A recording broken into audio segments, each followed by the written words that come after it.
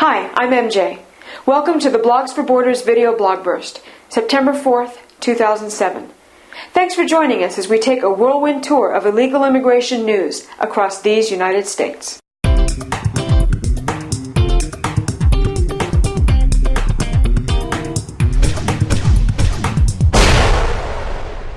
In recent months, there's been much crowing from the Bush administration about the alleged crackdown on illegal immigration. Of course, the other side has responded with all the usual screeching to stop the raids and stop ripping families apart. If you listen to either of them, you'd think that our government was effectively and seriously deporting the illegal alien population as we speak. Wait, what's this? They're decreasing the ICE agents who actually deport people? That's right, folks. Relentless reporter Sarah Carter of the Washington Times shared the news last week that about 1,000 ICE investigators who previously did worksite and criminal alien checks and enforcement will soon have new duties: customs enforcement. The change will decrease the number of federal agents working at deporting illegals by 1/5. It's been extrapolated that with the new number of agents working at the current pace of deportation, and assuming no new illegals enter or become illegal by overstaying their visas starting now, it would take 140 years, give or take a decade, just to deport those who are already in the country illegally. Jim Brown, spokesman for the American Federation of Government Employees, had this to say about resources and manpower available to those tasked with enforcing immigration law. They're just not there. The agency is leaving us short by not providing staff and resources. I don't think our members will be able to carry out that mission. Eventually, something is going to give. Or, to put it in a real Texas way, that state's Representative Ted Poe. It lacks wisdom to take 20% of your workforce who know how to deal with criminal detainees, experienced officers, and make grapefruit inspectors out of them. Yeah, grapefruit inspectors. You'd almost think the federal government has no intention whatsoever of enforcing our immigration laws, wouldn't you?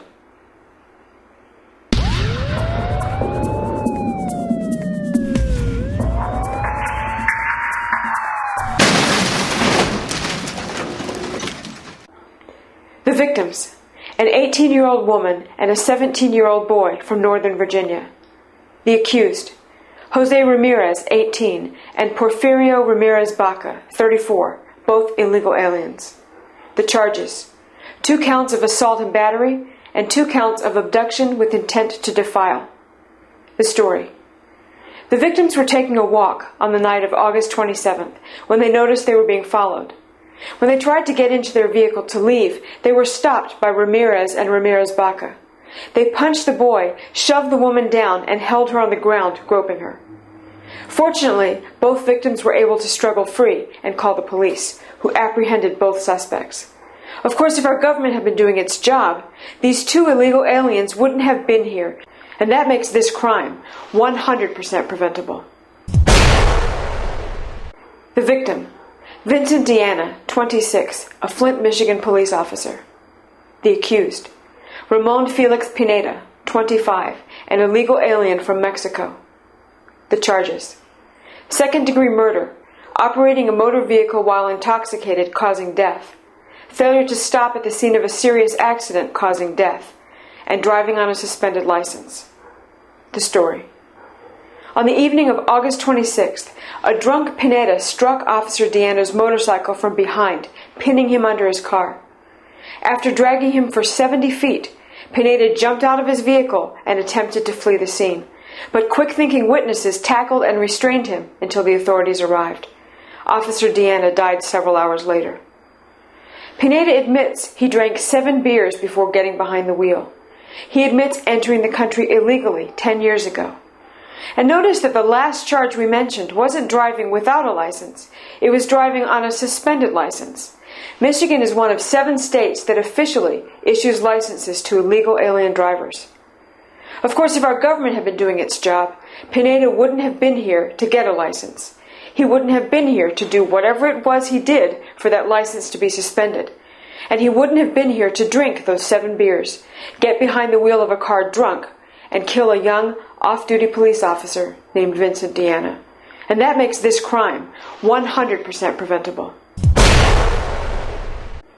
The victim, a 12-year-old Alabama girl. The accused, Julio Cesar Cruz Martinez, 32, an illegal alien. The charges, rape, sodomy, and sex abuse. The story. Martinez had been living with the victim, her mother, and her mother's fiancé for several months, and has confessed to the crimes. He also admitted to investigators that he's in the country illegally. What they don't know is who he actually is. He had no ID, and police efforts to positively identify him and obtain information on his background have so far proven fruitless. But there is one other thing he did tell police, who in turn had to break the news to the victim's family. This illegal alien, who raped and sodomized a 12-year-old girl, is HIV positive. Of course, if our government had been doing its job, Martinez wouldn't have been here, and an innocent little girl wouldn't be recovering from savage abuse and hoping that that abuse doesn't also turn out to be a painful death sentence for her, making this crime, like all crimes committed by illegal aliens, 100% preventable.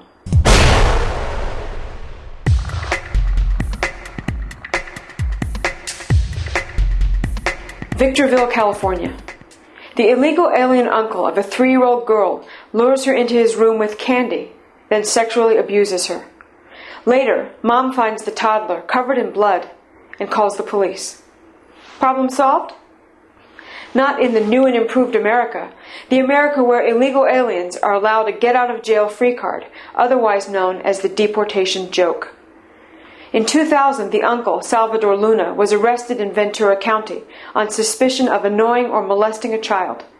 He was deported shortly thereafter. Somehow, Luna managed to cross our fortress-like southern border again.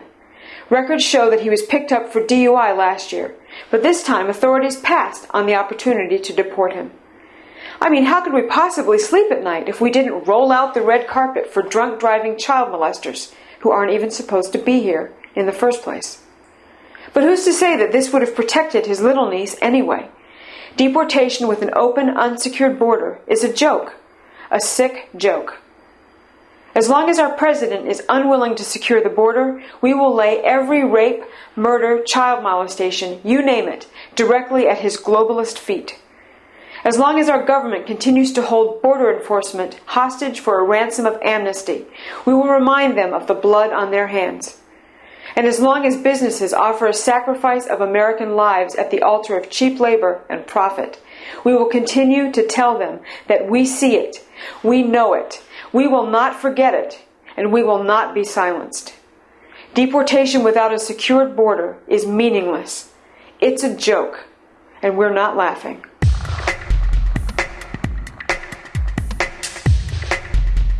Thanks for clicking in to this week's episode of the Blogs4Borders video Blogburst. This week's quote comes from, well, me. Just after the first big march last year here in Chicago, I wrote a piece on our blog called Where's My Sanctuary? Here's a taste. Think about it. My city has been offered up by its government as a place for those who would come here illegally to seek refuge and protection from the law. On March 10th, I stood in a crowd of more than 100,000 people jamming the streets of Chicago to demand rights for those who have broken the law to come, live, and work here, listening to Mayor Daley welcome them to my city. Here's my question. Where's my sanctuary?